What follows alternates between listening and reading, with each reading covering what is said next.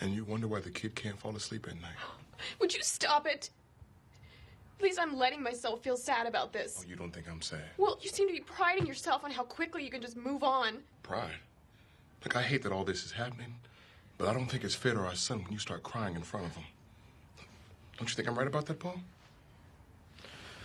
Well, what I can tell you is that I think that your son's sleeplessness and his overeating is probably caused by the pressure that you're all under.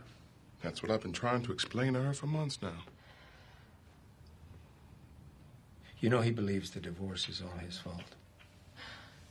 And that's entirely natural. He also believes that if he behaves in a particular way, it'll bring you two back together again. That's also a natural fantasy. But because things are so tense between you at the moment, he feels that he can't talk to you about his problems. For instance, there's a boy at school who's been picking on him. And Oliver feels that he can't speak to you about this because he doesn't want to upset you. But I can tell you that he feels completely helpless. So you're saying that maybe we shouldn't get divorced? I don't think that's what I meant. But that's what you're thinking, isn't it? I mean, how selfish and how cowardly it is for us to just throw in the towel and wreck our son's life over small stuff. Small stuff. We're both stubborn. That's all, okay? We fight about stupid things like how late you could stay at work, how my mother drives you crazy. How my friends are a bad influence, how I curse too much, how everything I do is a bad influence on our kids. And so what? I mean, really, so what? So what, we're supposed to be just perfectly in love for the rest of our lives? I can't believe we're having this conversation. Maybe we're just going through a rough patch here. You know, what if we just stay the course and maybe we'll come out the other side of this? Wouldn't that be better for Oliver? I mean, isn't there a whole book about how parents should stay together no matter how unhappy they are? And ultimately, it's better for the children. That's a question I think a lot of couples struggle with. What I care about is what's best for the three of you.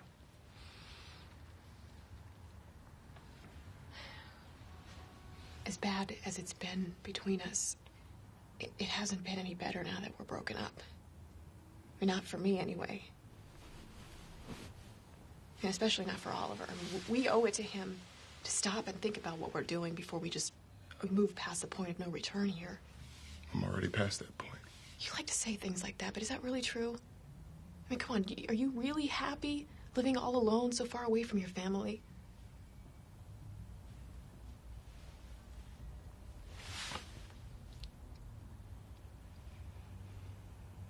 I'm seeing someone else.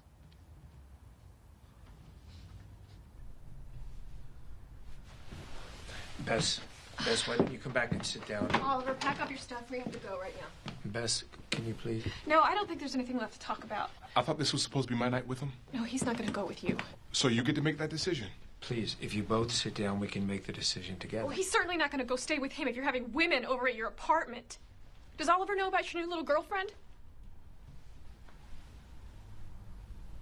I guess he does now.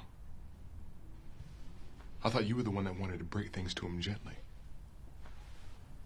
Would you tell him that it's too soon for him to start seeing other women, that it would be bad for Oliver? Bess, I don't think we're ever going to figure out what's good or bad for Oliver if, whenever either of you get upset, you end the session. So you're going to skip your class again tonight? No, I dropped my class. And it's a good thing I did, because one of us needs to be a responsible parent right now. Now, see, she's just using Oliver as an excuse. She's never going to get her degree. She's never going to move on. And she's going to keep saying all because he needs her. And that's complete bullshit. The kid needs to be allowed to grow up. Honey, Oliver, this bag, it's a mess. See, how is he ever going to grow up if you keep treating him like a baby? Isn't it my night to go with Dad? Well, not if you're not ready. It's fine. It's my night with Dad, and I want to stay with him. Do you think that's a good idea? Hey, it's our night. He wants to be with me. What's the problem?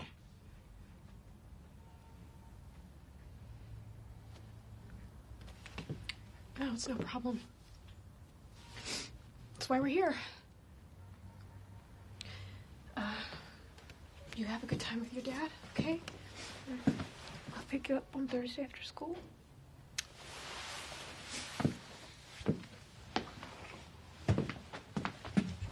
See you next week, Paul. Bye, Mom. Bess. Why don't you walk us to the train?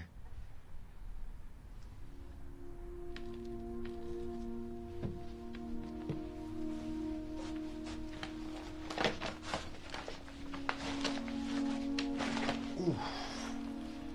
You gonna get a bad back carrying all this?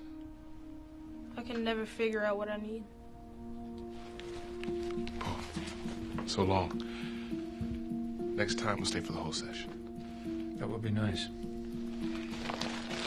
Take care, Oliver. See you next week.